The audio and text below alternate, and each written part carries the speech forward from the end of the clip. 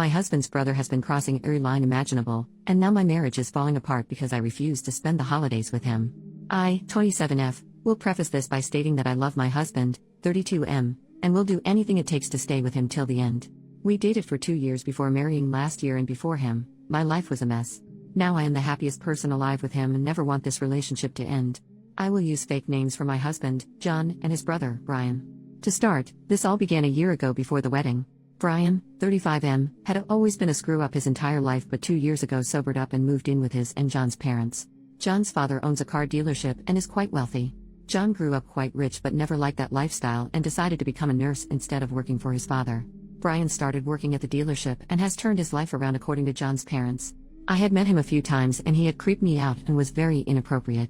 He commented about my butt and even tried to grope me once, but John stopped him. I was very adamant before the wedding about not inviting Brian. John has a strong relationship with both his parents, and it's a big reason why I admire him. So when John's parents would not attend if Brian couldn't, so I gave in and invited Brian.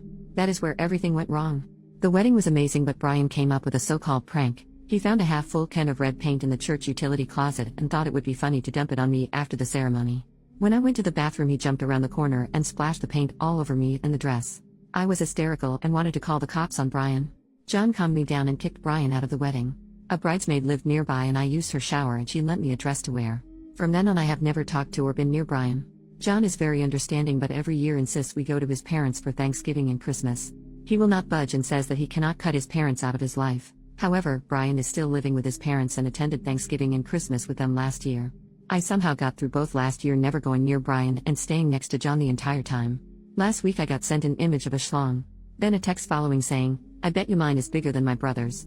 I do not know how he got a hold of my number and I was disgusted beyond all belief.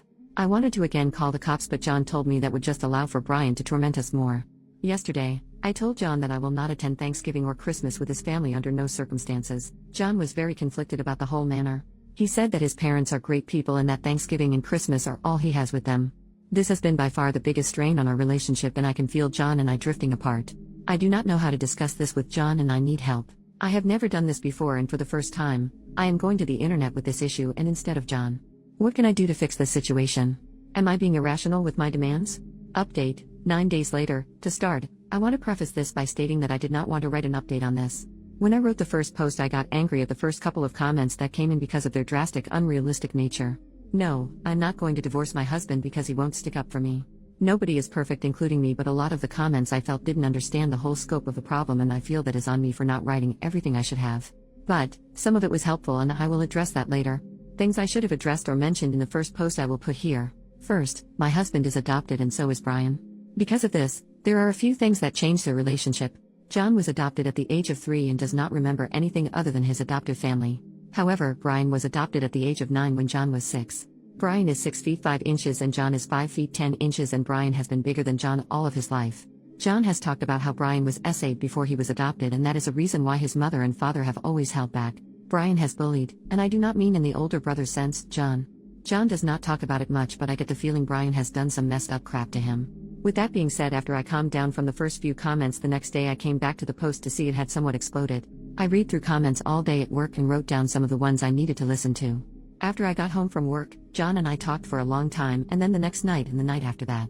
What I discussed with him was the stress his family has put on me. He by no means agrees with what his parents are doing or anything Brian has done. He opened up and did say that he felt he was failing a bit. He teared up for a bit when he told me that he wished that he had done more about Brian at the wedding and that he does not expect me to come with him to his family's ever again. He is a very shy guy and does not like conflict. He said that he would find a way for him to go just by himself for Thanksgiving and that he would just skip Christmas this year altogether. But an important thing I wanted, after reading the comments, was for him to explain to his mother exactly why I was not coming.